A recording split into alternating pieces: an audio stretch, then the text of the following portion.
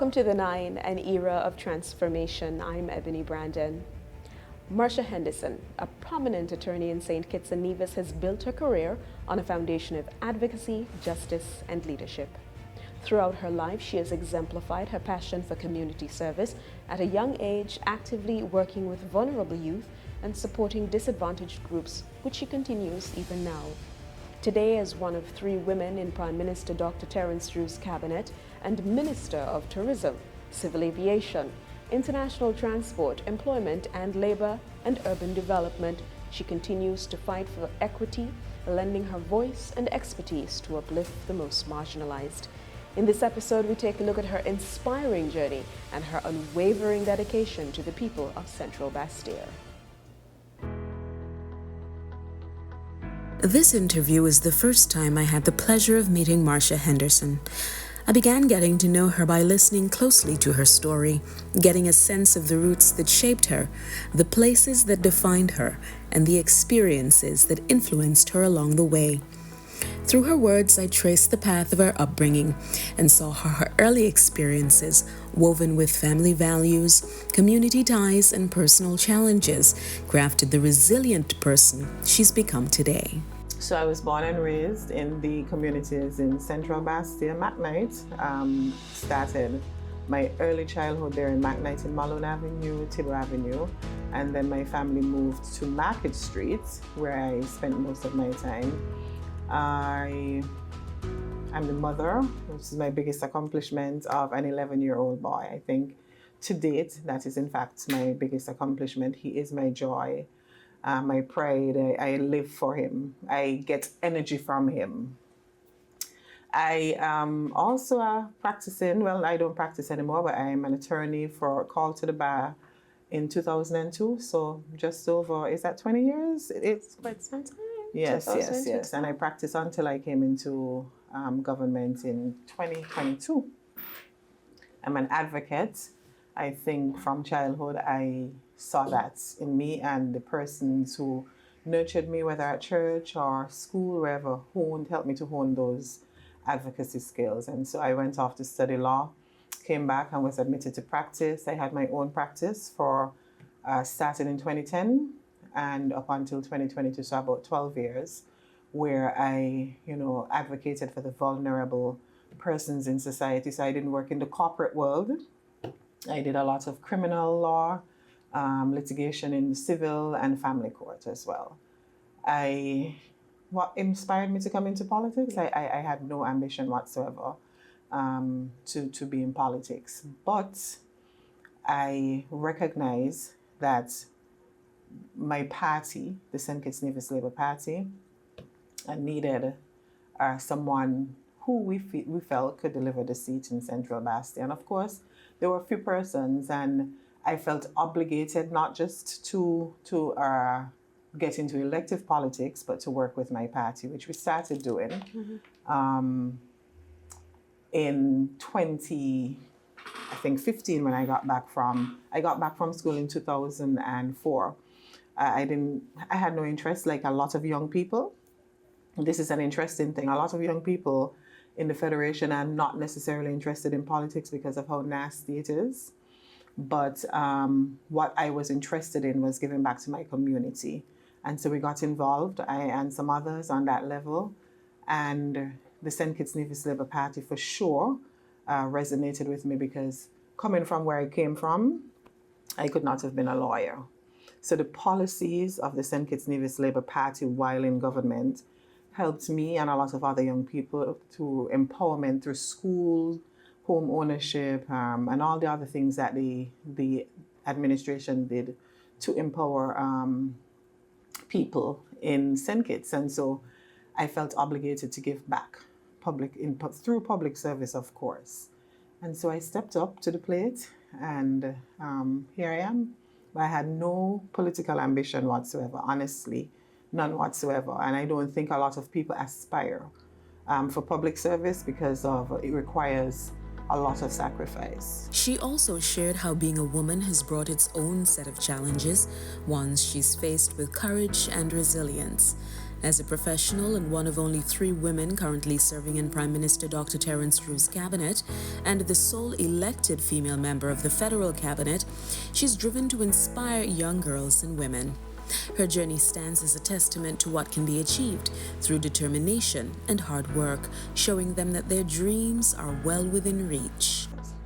I've had to assert myself simply a lot of times because I'm a woman, whether it was in the courtroom, on the road, government, elsewhere. And women were not afforded these opportunities, to serve publicly or otherwise traditional jobs for women. When I came out of school, I was a teacher for 1 year. I taught at the Bastille High School. And traditionally, those were the jobs for women. So similarly, for the policies that empowered vulnerable people, the persons of this country, the policies of the St. Kitts Nevis Labour government as well empowered women. And I'm happy to have been alive, to be alive at this time when I can benefit from those policies. So. And the fact that now the cabinet is a third. Yes. It's a small cabinet relative to some others throughout the Right. region because St. Kitts and Nevis is a small country, but 3 women serving as cabinet members. Right. That must be Right. encouraging to you. Absolutely. And we have our own contribution to make as well, and to at least encourage girls as well, other girls who are coming up, to let them know that they too can take up space. With deep roots in community service, Minister Henderson shared that although a career in politics wasn't initially part of her plans, the transition felt natural. In this new chapter, the service she has always provided expanded from her community to the national stage, allowing her to make a more profound impact. She explained while the transition to public service came with its own period of adjustment, she was motivated and ready to face these challenges from her very first day on the job. It was natural. It was natural. But what was, and I wouldn't say shocking, but some areas of challenges is how government works. So yes, I'm in the position where I can advocate for my community and the issues for the community that I serve. But then you see the bureaucracy in government. You see the challenges with budgets. You see the challenges with resources. And that is what I'm here for, to make the changes, to make sure that those things no longer pose a challenge so that we can serve efficiently and meet the needs of the people of the community. But to me, that is the issue. I came from the private sector where we say this needs to be fixed, and it's fixed. So the issue isn't so much advocating, the issue is getting things done. And I'm here to make the changes. Even if it takes a while, I'm here for it. No, you're Minister of Tourism, Civil Aviation, International Transport, Employment, Labour, Urban Development. You have some money ministries behind you. One of the first things that you would have personally had to encounter when you actually got into office is the fact that we were coming out of COVID, but our borders remain closed. Right. Dr. Drew worked immediately to correct that situation because all the data, it seems, suggested that we could have opened long ago, but it had not been done. Right. What were some of the challenges under the portfolios you hold that you had to deal with as soon as you got in? Right. So, like you said, the Honorable Prime Minister immediately opened our borders. That meant we had to play catch up with some destinations that never even closed their borders during COVID and others that opened long before us. So we were playing catch up.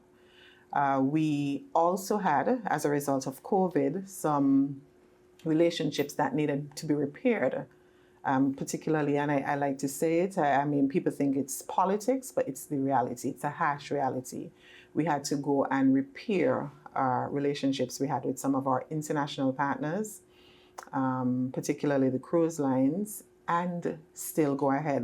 We also had to go and make the efforts to increase stayover visitors because that we were suffering there because the borders were closed. People usually plan their travel 6 months out. So even when we opened in August, nothing is going to happen until the new year. So all those things, it was challenging. We were up to the task. I did meet a good team in place, ready to work. And we had Dr. Ricky Skerritt, who came on as my advisor as well. And of course, he's very competent. And so we sat and strategized and moved to get the destination back out there, let them know we're open for business, and of course to repair, more importantly, to repair the relationships with our international and regional partners.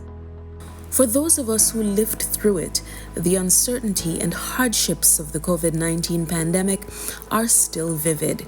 However, Minister Henderson shared that from her current position as Minister of Tourism, the challenges faced by citizens and residents in St. Kitts and Nevis were exacerbated by other factors. Both from COVID and the decisions taken by the leadership then. Some persons took the decisions to open earlier, like I said, and some remained open. And destinations like Santo Domingo, the DR, they never closed. And when we went to, I think it might have been the FCCA conference there in 2023, they were able to show their statistics and how it benefited them, from not closing down one, and the other destinations who opened earlier were putting their statistics out and showing how it benefited them. So clearly it was the decision to keep the borders closed that affected us. And not just that, but because our borders were closed, we were not able to assist our partners who were even asking for solutions that could have worked even with closed borders, So it's unfortunate, but we are where we are and we're moving forward. Minister Henderson's role heading tourism has led her to balance the demands of international travel with the responsibility of sustaining the nation's tourism industry. She frequently meets with airline and cruise executives, international organizations, and other key figures to keep the country's tourism sector vibrant.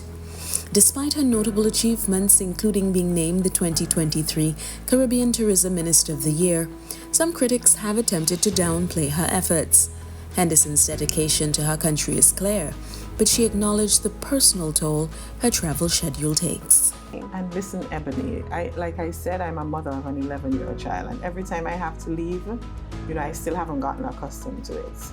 Recently, when I went to work in Canada, where we went to Canada, he called and he said every day, "Mommy, when are you coming?" And I said, soon, Mommy coming soon. But if we stay in our little cozy corner of the world, nobody would know about us. So if it's not me, it's my team. But some of the issues that we have to address, the people we have to meet, sometimes it requires the minister being there. And it's taken as an insult sometimes if you send somebody else. And so we have to be out there. We can't stay here and visitors come. We can't stay here and get calls. We can't stay here and get airlift. We can't stay here. I was amazed when we went to London. People didn't even know St. Kitts existed. So if we feel we can stay here and get the visibility of the destination, whether it's St. Kitts and Nevis or otherwise, it's not going to work. And I see people out there clamoring for the same work. So if we stay here, they're going to get ahead of us. The minister expressed immense pride in her efforts to build a sustainable tourism industry for St. Kitts and Nevis. She shared her goal is to develop a tourism model that thrives beyond the traditional peak seasons, ensuring a year-round economic stability and a job security for the nation's people. This vision is grounded in her belief that consistent tourism, managed responsibly, will not only enhance the country's economic resilience, but also foster long-term development, empowering communities, and creating lasting benefits for residents and visitors alike. I think for me, it's transitioning the destination into a year-round destination. So tourism is known to be seasonal. The high season is November. October cruise starts, and November when winter hits in the US, which is our biggest source market, and the UK, then we get a lot of visitors from then up until April. And then the persons who work in the industry then, suffer because they have to find some other form of employment until we start back again in November. Mm-hmm. So what we want to do ultimately is to transition tourism into a year-round industry as opposed to seasonal. And so for me, what is major is that we're getting closer to there. with the additional lift we have from JetBlue, that's year-round, that's strategic, so that we can have access from our biggest source market in the US year-round. And then we've negotiated with other legacy carriers such as United Airlines, Delta, American, to extend their service. So when their service traditionally ends in May, or not even May, in April, when spring starts, we've extended their service up to August. So right now, we have lift in St. Kitts from November up until August. So we just have September and October. So we're getting closer to being year-round as it relates to stayovers coming to the airport. We still struggle somewhat with crews during the summer in terms of getting summer calls, and that is something we're working on as well. So my biggest thing for me, I think, is transitioning the destination from being seasonal to year-round so that it benefits our people. We turned attention to the cruise industry and the significant milestone of welcoming 1 million cruise passengers to St. Kitts and Nevis. However, Minister Henderson pointed out a key distinction between this achievement and a similar past claim by the previous administration. Previously, St. Kitts and Nevis benefited from rescheduled cruise calls due to natural disasters impacting other Caribbean destinations. This time, however, the achievement is the result of strategic planning and strengthened relationships with key stakeholders in the cruise industry. So the million prior to COVID, of course, wasn't scheduled calls. We usually have an idea before the start of the season how many calls we're going to get. Of course, we also get cancellations and we get additions. When we did have the million calls, it was as a result of hurricanes, I think Irma and Maria, that would have impacted destinations like St. Martin and Dominica. And St. Martin gets a lot of calls. And that is because the cruise lines, not because they're better than us, but because the cruise lines have investment there. They have invested in the infrastructure and the piers there, so they're going to send calls to where they have their investment. So St. Martin gets a lot of calls, but when they were impacted by the hurricane, the calls were diverted to St. Kitts, and we benefited. And yes, it's unfortunate that we benefit from the demise of another destination, but we did get the million calls then. Now we have the million calls for this upcoming season. It's actually scheduled. So barring cancellations, it means that we may have more than scheduled. And if, God forbids, we're impacted by a hurricane as well, it means we may lose calls. So we're keeping our fingers crossed. And for me, that is also a major accomplishment for not just me, but for the team as well.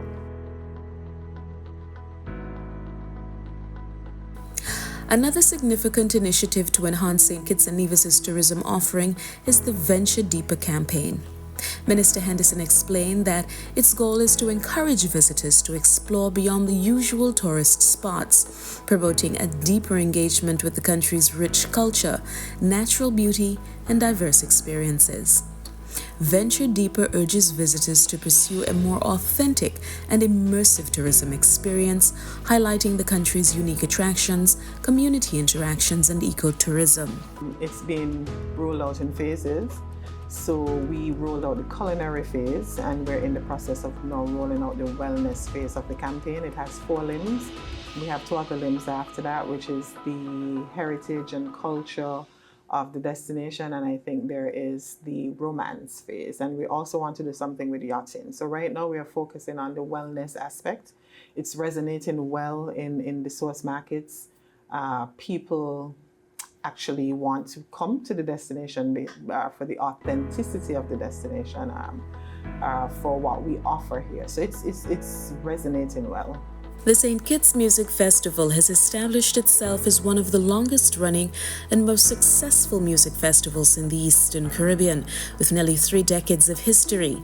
Despite only being interrupted twice due to the pandemic, the festival has consistently been a major cultural and economic event. As with any long-standing tradition, questions arise about its future. How can it remain fresh and exciting? And how do we ensure it continues to drive the local economy? In response to these concerns, Minister Henderson shared her insights on the future of the festival.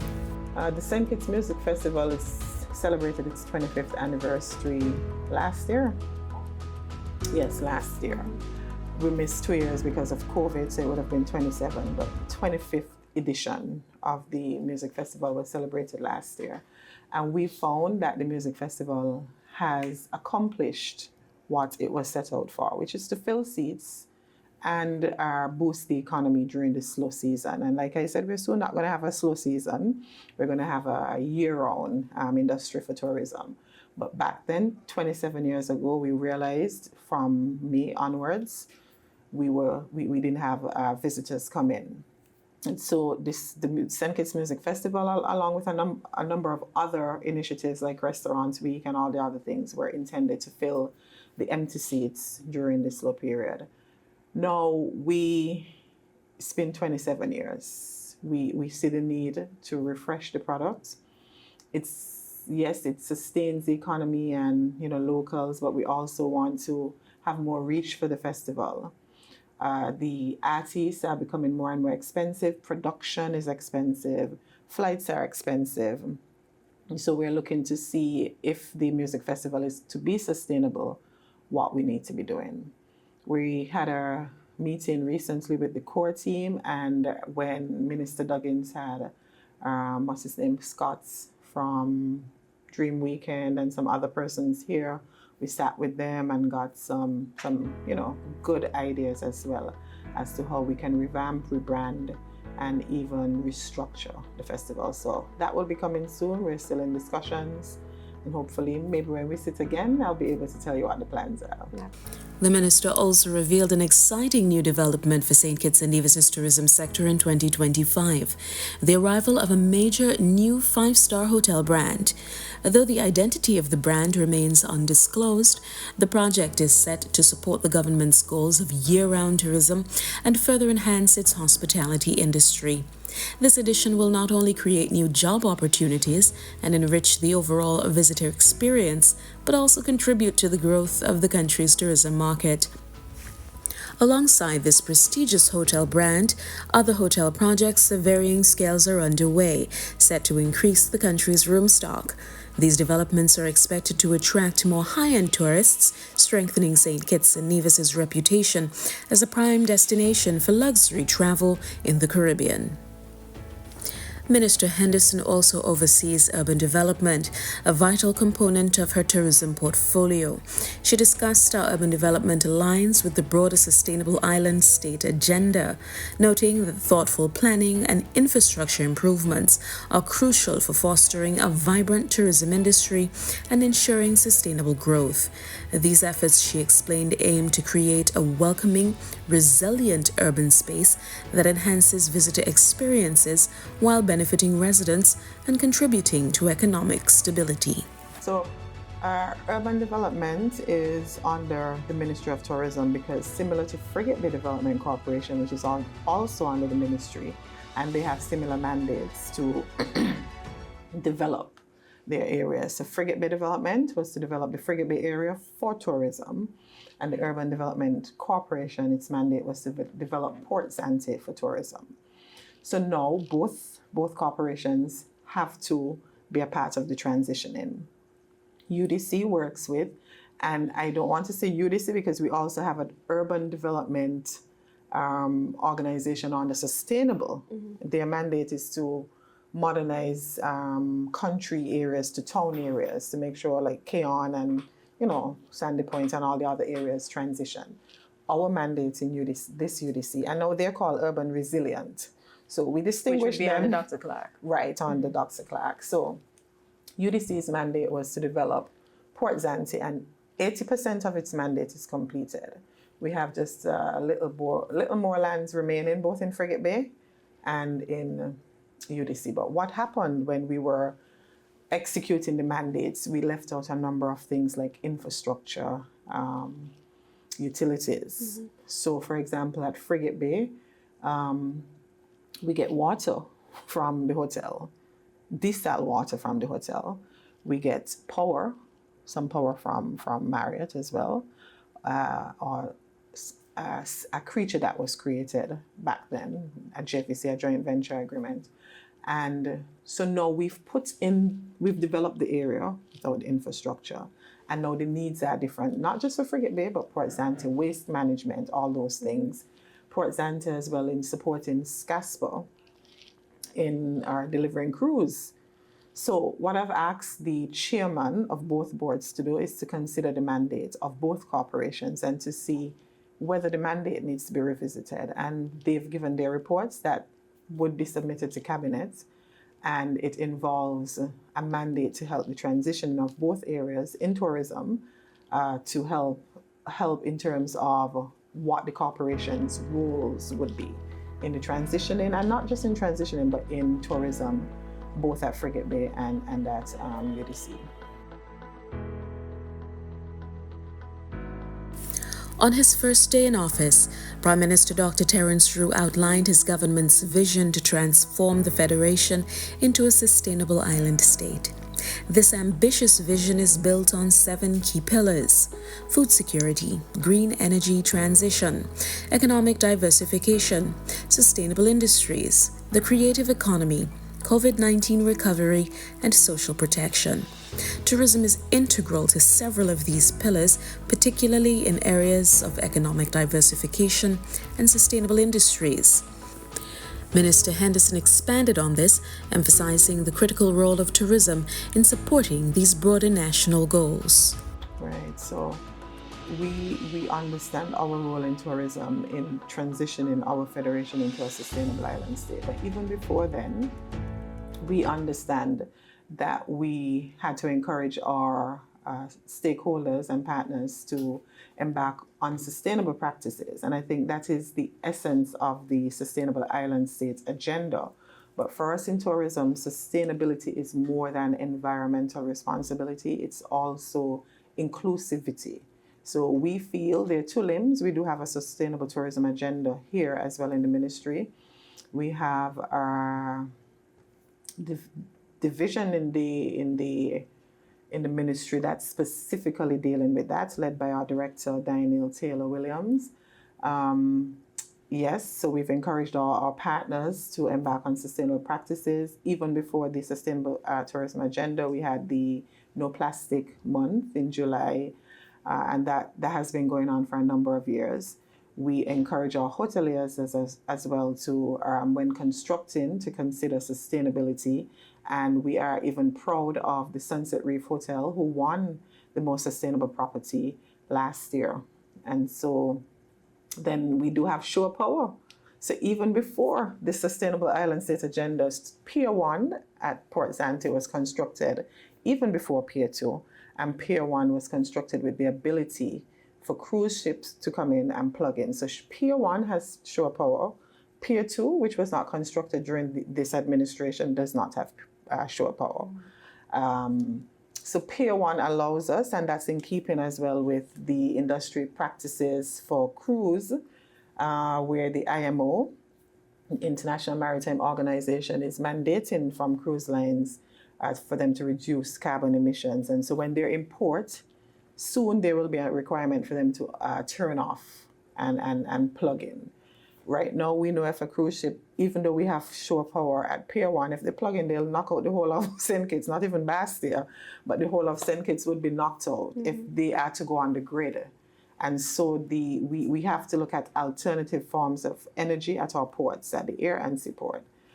We have been selected by IMO for a pilot project to have clean energy at our ports. So we're proud of that. They were here a few months ago. They're going to be installing some wind turbine.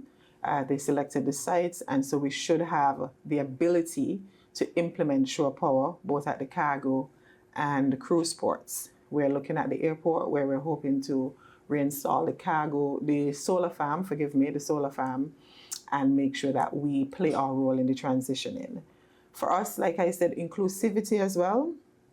For sustainable tourism, we feel that for the industry to be sustainable, that the wealth of the industry should be passed down to our stakeholders, and not just major hotel lines or brands, the cruise lines, but our people as well should benefit from the industry.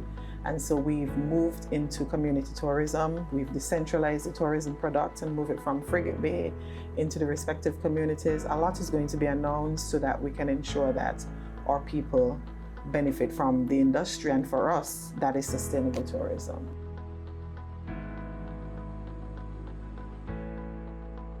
The minister and I also discussed her role as Minister of Civil Aviation and International Transport, recognizing the significant impact both sectors have on St. Kitts and Nevis's borders and tourism industry.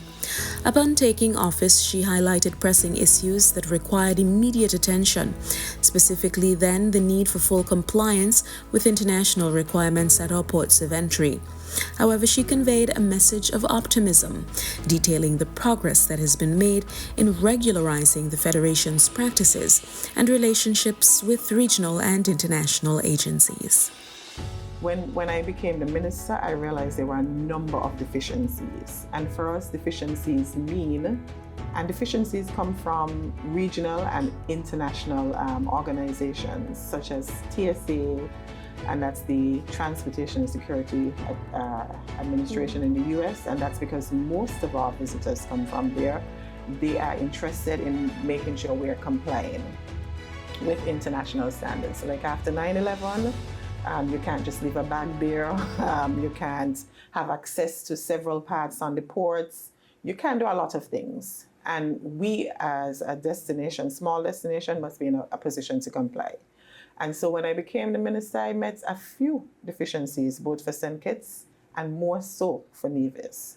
And if those deficiencies were not addressed, it could mean we can't get those visitors, or possibly the airport would close down. We're a sovereign body, so nobody could close down the airport, but if we're not complying, the flights would not come. They would not risk sending their people to St. Kitts. So I met the deficiencies in place. We had to make legislative changes. So you would see one of the first pieces of legislation in Parliament after we took office in August, this was in December, was the Civil Aviation Act, and that put a number of things in place. It's required for all member states in the Eastern Caribbean for us to move from Category 2 back to Category 1. Category 2, of course, is a lower category than 1. It means that the Eastern Caribbean Civil Aviation Authority cannot issue permits to persons who want to fly here from certain jurisdictions until we get back into Category 1. So there are a lot of consequences and implications if we don't address deficiencies. Nevis had some deficiencies. The deficiencies, I can tell you, Ebony, they're down now to, we maybe have just 1 or 2. And those as well are fixable. It just requires resources, money. Of course, Nevis has a little more challenge because of lack of resources, things like having a certain amount of persons on a shift and, making sure things are in place. So civil aviation, we are making strides. My first task was to reduce the deficiencies, and we had a hard-working team in place and we got them down. So we're in good standing with our international partners and regional partners as well. Where we are going with civil aviation, and of course, because we work with tourism, ultimately our goal is to make sure that the passenger experience at our ports, is the best. I was told recently that where we scored the lowest on the exit surveys at the airport was the airport experience. So we scored high with taximen, we scored high with the products, people were happy with the customer service, but at the airports.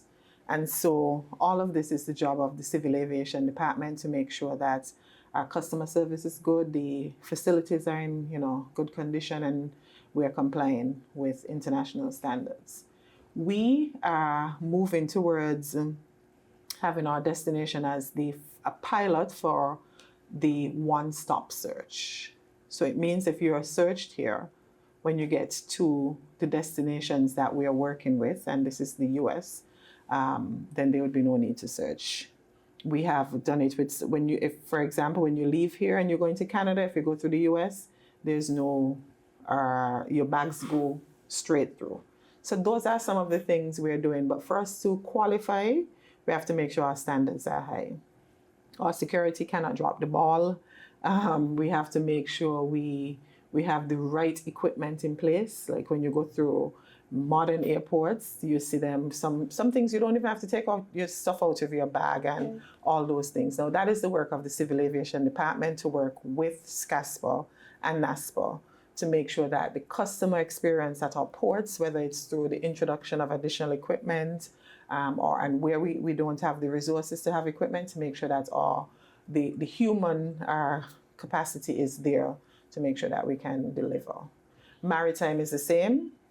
And civil aviation, of course, is led by Mr. Griffin and his team. They're doing an excellent job. And in maritime, Director Wayne Edmead, and they too are doing an excellent job, so that we even qualified for the pilot project for IMO. It just shows the work that we're doing in both agencies as well. So IMO, the International Maritime Organization, selected us as a pilot for the wind turbine. And of course, it's in keeping with the government's agenda to transition into a sustainable island state. So they selected us, and we're implementing the program as well. As Minister responsible for employment and labor, Minister Henderson and I discussed the significant work being done under her leadership in these critical areas. Among other things, she highlighted her ministry's focus on improving employment standards and ensuring fair labor practices across St. Kitts and Nevis. A key priority for her ministry is the long-awaited development of a comprehensive labor code, which she explained will provide a more structured and legal framework for employment relations in the country. Her interest in seeing this through predated her election, as in practice as an attorney, she partnered with the St. Kitts Nevis Trades and Labor Union for the protection of workers' rights during and after the pandemic. I was even more re-energized during COVID, after COVID, when I worked with the St. Kitts Nevis Trades and Labor Union in representing a number of workers who would have lost their jobs. And it was controversial during the time. There was no legal jurisprudence on what was legal or not. But what came up is that there were a number of workers who lost their jobs for decisions they took during the pandemic. I, along with some other attorneys, worked with the St. Kitts Nevis Trades and Labor Union, and I said, if ever the St. Kitts Nevis Labour Party was to get in government, because there wasn't a pending election at the time, so that wasn't even the focus, but if ever given an opportunity to make changes to laws that needed to be changed, because that is what most of the employers relied on, then I would. And so when we took office and I spoke to the Honourable Prime Minister about portfolios, labor, you'd see labor and social security goes together, but there's no way I could have had both. But I gave my commitment and I said to the Honourable Prime Minister, I would take the labor and employment, just to make sure that we carry through with the mandate of changing laws so that our people can have better work conditions, better work relations, better relationships with tripartite committees, and overall improved state of decent work for our people. So I took on the responsibility, like I told the Honourable Prime Minister. I'm hopeful that before the end of this term, we would have the introduction of the Labour Code. We've been doing a lot of work with the Tripartite Committee. They're making their contributions. The Tripartite Committee comprises of government, unions, trade unions, and what is this NGO called? Chamber of Industry and Commerce. So we're all working together to make sure that this happens. So now explain to us, we have labor laws. What makes a labor code so important, and what distinguishes it from the laws that we have? Right. So the legislation that we have, they're single. You have to look all over for them. So if you want to find something on redundancy, you look for the protection of employment. If you want to find something on a safe workspace, then you look for, and we don't even have it, that's the, I forgot what it's called, but the legislation that deals with safety on workspaces. So essentially, the laws are all over the place. A labor code puts them into one space, one. Secondly, we're taking the opportunity, and I don't think that was the mandate of the committee at the time, to update the laws. But to me, it makes no sense, and I said it to the tripartite committee, to be putting laws into one place, but we're putting outdated laws into one space. And so the tripartite committee is also working on modernizing, introducing legislation that needs to be introduced, and making changes and amendments to legislation that needs it. We're also introducing some policies and regulations in the code as well that would help, like on discrimination and all the other things, 4-day work week, all of those little things we're looking at to modernize and bring our legislation, labor code, in standard with international standards. Minister Henderson shared the tangible support her ministry has offered to workers in St. Kitts and Nevis to help stabilize them, both financially and socially, post-pandemic. She noted that these measures have provided critical aid to many who struggled with job loss or reduced income due to the economic impact of COVID-19. Right, so I remember we were sending letters from the union to a number of employers trying to get payments for some of the workers.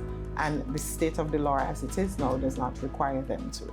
So when we got into office, we, led by the cabinet, of course, led by the Honorable Prime Minister, took the decision that we will provide the gratuitous payment. So if employers or Social Security did not do it, then, and they're not required by law to do it.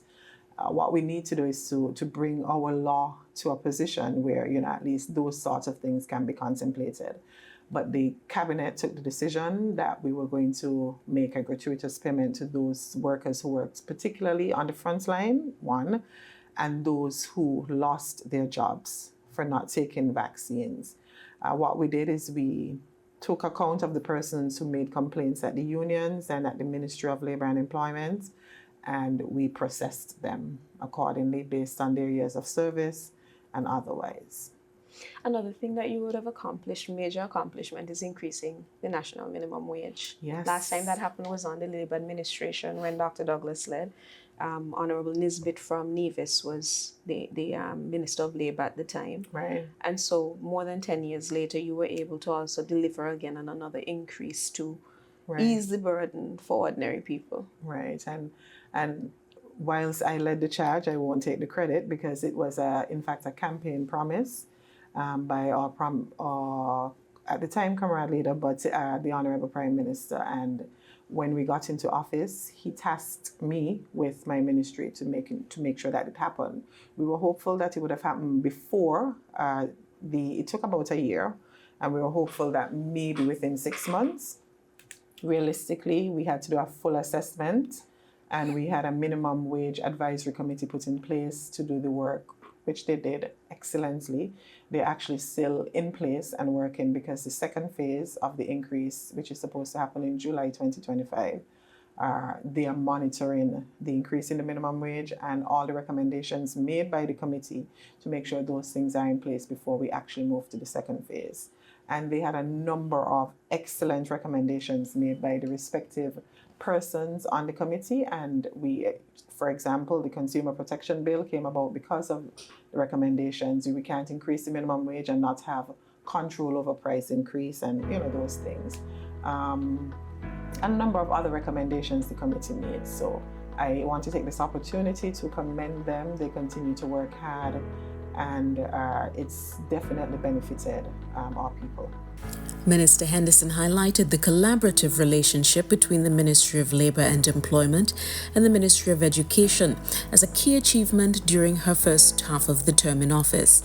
This partnership, she explained, has helped align workforce development with educational priorities, setting a strong foundation for future initiatives. I think working along with education. So recently the OECS was here for some meetings with education and another ministry, and we took the opportunity to meet with is he the Secretary General, Director General, Didicus, yes, Jules. And what it means in transitioning and our role in labour and employment. And so we had to work with the Ministry of Education in changing curriculums in school because we now need to be focusing on producing workers and graduates who understand what a sustainable island state is and what it requires. So if we're going to be moving, for example, into clean energy, yes, we need lawyers, we need doctors, we need PR experts like you, but we also need experts in solar energy, water, whether it's desal, and so that we don't be sourcing these experts from overseas. We need to be preparing our people as well to be a part of the just transitioning, as the ILO refers to it. It has to be a just transitioning, and not that our people are out of work and we have and we have no objections to foreigners, but our people must benefit from the transition. And so we need to prepare our people. We understand that mandate in labor and employment, but we can't do it on our own. It requires a collaboration between education as well to make sure that those changes are made now. Similarly, in tourism, if we're going to be expanding room stock, one of the questions the hotelier asked me is, where are we going to get the workers? We're going to have 150 rooms. Where are we going to get the workers? The single wing at the Clarence Fitzroy Bryant College isn't sufficient. We produce maybe 25, 40 persons in culinary, another setting, maybe administration and those who clean the rooms and stuff. That is not sufficient. So we are looking to introduce the Hospitality Institute as well in tourism. That's a collaboration with education that we're in discussion with as well. So if we are to prepare our people to transition, whether it's for bigger tourism industry or a sustainable island state, in the Ministry of Labor and Employment, we understand that we have to be collaborating with other agencies and delivering on the government's mandates. So those things are happening as well, and the team is working. We are partnering with ILO, the International Labour Organization, and getting resources needed. So the first thing we're doing is the gaps in the labour market in terms of where we need to be as a sustainable island state. We are doing the labour market assessment, seeing where the gaps are, and then determining what needs to happen to fill them. Despite her demanding role as minister, Marsha Henderson continues to prioritize her service to the people of Central Basse-Terre. She shared that balancing her ministerial duties with her commitments to her constituents and responsibilities as a mother remains a work in progress. However, she emphasized that a strong support team and well-structured system enable her to manage her responsibilities effectively, allowing her to meet the needs of her ministry, her community, and her family.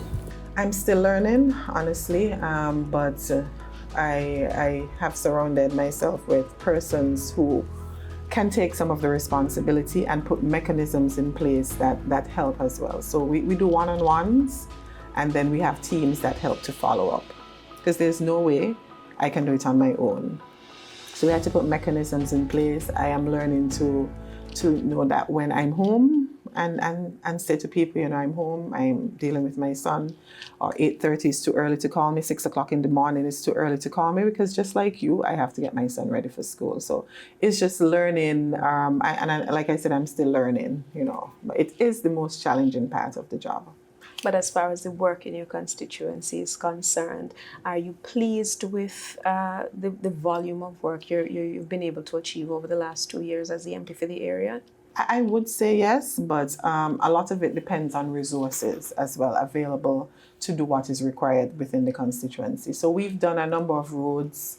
When we got there, one of the things we spoke about was the improvement in roads. Some of them are literally dirt roads because they've not been maintained over the years.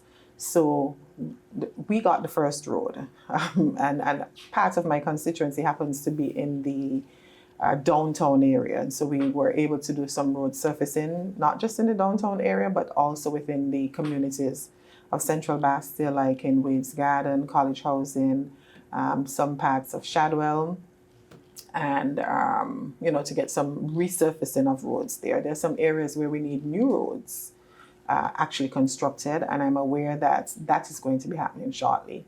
As it relates to housing, Central Basse-Terre is landlocked, and so houses cannot actually be built unless it's some town-style, homes, because it means we'd have to go up and not out.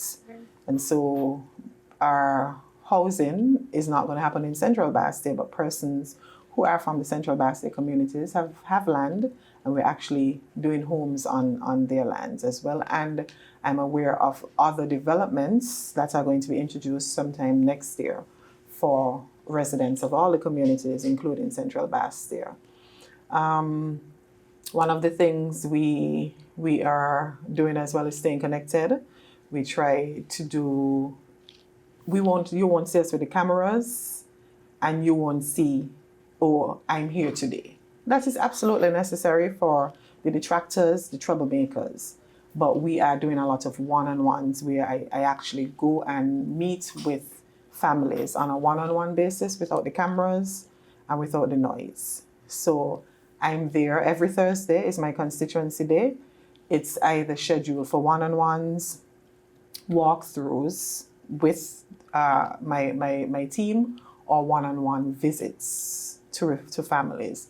We have empowerment officers who are working in the communities. I have 3 of them, very efficient, and they report to me on a weekly basis, and from their reports, their follow-ups. So based on their reports as well, we create opportunities where we can do some empowerment either through home renovations, whatever the needs are for the constituents, we're able to meet some of them. Like I said, resources are limited, but we're trying our best. The biggest thing is jobs, and are people benefiting from some of the social programs, whether they meet the criteria or not. I think that's usually the challenge, but we continue to make sure that our people benefit from the policies and programs that the government has in place. The government recently initiated a new secretariat, Citizen Security, and there was the launch of the 90-day campaign against crime and violence. It is unfortunate that it would appear that one of the areas that's been identified as hotspot for some of the violence and crime that's occurring in the country is within your constituency. Yes. It must be heartbreaking for you to know that this is a community that you're from, and so that the more positive aspects of your community, which may exist and not the highlight right now. What do you feel about this campaign on crime and violence, and what are you doing within your community to sort of help divert the attentions of some of the young people who may be involved in these activities towards something more fruitful and productive? Right. So for me, we have embraced the campaign. We think it's timely. What we've seen from the campaign are the statistics. The reality is the Central Basque communities are plagued with crime. Now, what the campaign has shown as well is that more resources need to be pumped into these communities. So I'm happy that I was able to see this. It shows, and it's true. It's true that because there are a lack of resources in some of the communities, and we then know what resources are required to be pumped there. So, and what struck me when I sat at the campaign, the launch of the campaign is, for example, things as trivial as how our community looks impacts how the people in the communities behave. So when the roads are not cleaned, buildings are dilapidated, and don't get me wrong, when you pay people to clean the roads and take out garbage and they don't do it, it impacts the mindset of the people that live in the communities. When people want to move from houses, small little houses that they're renting for a lot of money, and be empowered to get their own land and homes, whether it's a small little starter home or something. So it shows me as a representative what I should be advocating for to help not just with crime, because crime is complex. It's not just one issue that contributes to crime. And so the campaign is timely, it's helpful, not just as the representative for the area, but as a government. It helps us to be more focused and strategic. And so I was happy to get the data. It shows the root cause. And sometimes we tend to fix crime on the surface. But when you can see the underlying problem, you can address it, it goes a long way. So that is what the campaign has done. What are we doing? Coming out of the campaign, up to this week, we started partnering with community groups because crime isn't to be fought alone by the government or by the MP. But we've partnered with some community groups, and there's a group in the Central Bastia area that was out in the community. And I did not go out with the group because they're going to say, oh, that's Labour Marsha. So they see different faces, and they're partnering with the MP. They were out on the grounds addressing the residents to see what their issues are, and we're going to sit together and work together. So we've done that. Outside of partnering with the community groups, we welcome more community groups to come on board. If you're interested, seriously and genuinely interested in your community, we can have a discussion and we can see how we can work together. We are also targeting the younger boys and girls. I don't even just want to say boys because it's boys and girls these days. And I am always happy when I sit and meet with them. I had a one-on-one just with young people earlier this year. And they came without their parents, or their parents brought them. They came in and sat and spoke with me on their own. And if you hear them, Ebony, I'm hopeful. So our job is to work on fixing what's happening now with the older generation, but we also have to make sure that we're doing our efforts to make sure the generation below is saved. And they're saying, one of them said, I said it in Parliament, they want to be the Prime Minister like me. You know, he was about 10. I had to tell him I'm not the Prime Minister, but I can take you to meet him. He says, I want a suit and a belt and a tie. They're not saying they want bandanas and guns, you know?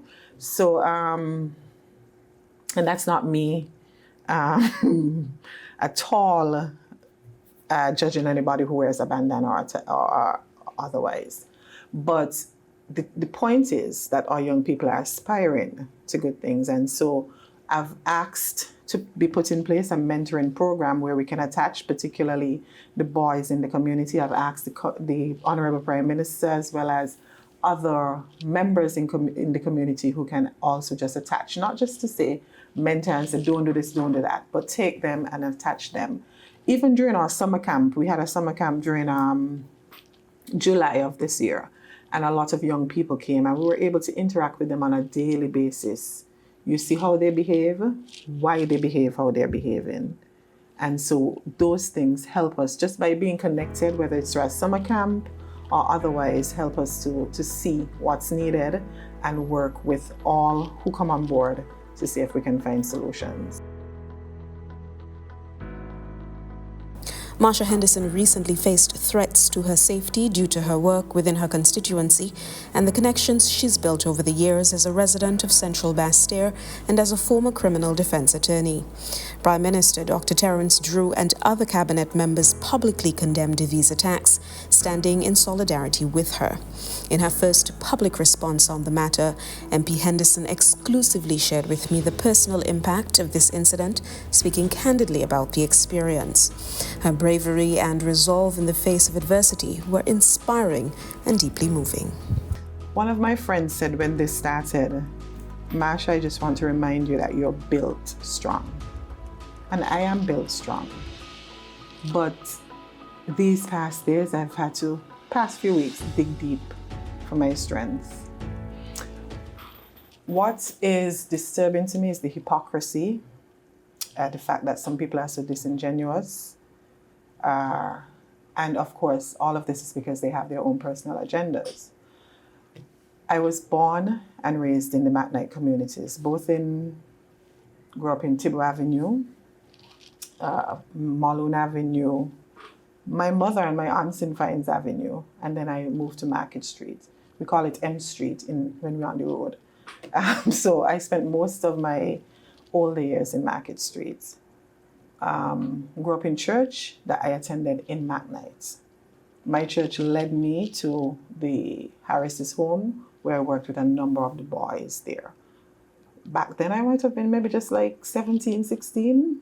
I would go every week, every third Saturday, not every week, and do homework, talk about God to them, of course, because that was the mission, and generally their well-being. And some of them were my age. They were juvenile juveniles at the time. So then I went off to school and I did law, came back as a criminal defense attorney. I didn't even know I had it in me. But I represented all of my clients without fear or favor. And so a lot of them know that and appreciated that. I grew up in the community with them. And all of a sudden, now, I'm accused of being affiliated with gangs or being involved intimately. Some of the things it's just absurd, And I will not stop. It would take more than what they're doing and saying to move me. And I will continue my best efforts to represent all vulnerable people, whether they took different paths or whether it's a single mother who wants support for her child, whether I'm in a position now where I can help. And I think I've come into the kingdom for such a time as this. And so I'm going to continue to pray, whatever my purpose is, because I think it's purpose. I think where I came from, where I am today, all is purpose. And no devil in hell will deter me. With fierce hope for the future, Minister Henderson closed our conversation by reflecting on the path ahead. Buoyed by the commitment and support of the cabinet under Prime Minister Drew, she looks forward to the second half of her first term with a renewed drive to serve her constituents and the people of St. Kitts and Nevis with dedication and purpose. My thing is taken each day, one day at a time. But I envision safer communities. Since we're talking about Central Bastia, I envision safer communities. So for the people in Central Bastia, I envision the people of St. Kitts and Nevis, those who work in the tourism industry, are benefiting drastically from the decisions we make, whether it's hotel expansion, more flights, more ships, a better tourism product. I envision our people, and tourism contributes to 42% of the GDP, so I envision our people thriving from the industry. I envision the sustainable island states, the movement on it, a better and cleaner. You see, we have our temperatures continue to rise. I am so much for us embarking on sustainable practices. It's trendy, it sounds trendy, but for us, it has to be a lifestyle.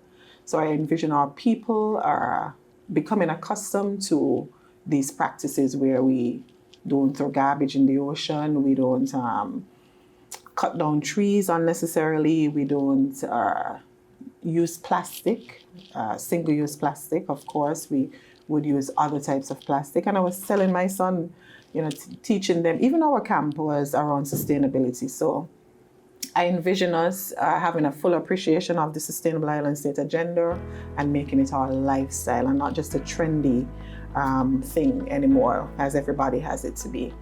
I envision that we will continue on the right path and to make opportunities that empower not just the good people in Central Bastia, but our people on our whole.